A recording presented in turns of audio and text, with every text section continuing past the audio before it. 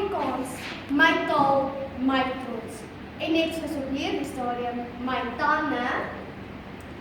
Waarom was ek al deur baie mense gevra en uiteindelik het ek die geleentheid om dit rond te saai. Eerstens, my taal. Dit is 'n huistaal en alledaagse spreekwoord waarvan ek elke oomblik sal spot. En soos 'n pot vol uitheemse speserye. Hierdie taal is soos my beste vriend wat elke dag by my staan. Kommunikasie is nie eers die begin van my lewe nie.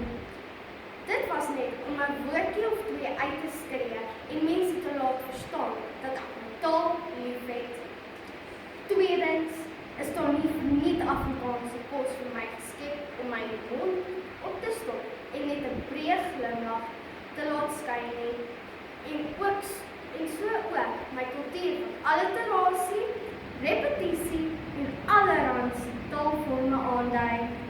Laastens, maar nie die minste nie, my trots. Met blydskap in my oë en 'n hand, my hand op my bors, kan ek maar trots sê. Dit is my taal en my plesier om Afrikaner te wees en nooit te twyfel oor praatjies en boeke in Afrikaans nie, want ek is Afrikaans en ek bly nie stil nie.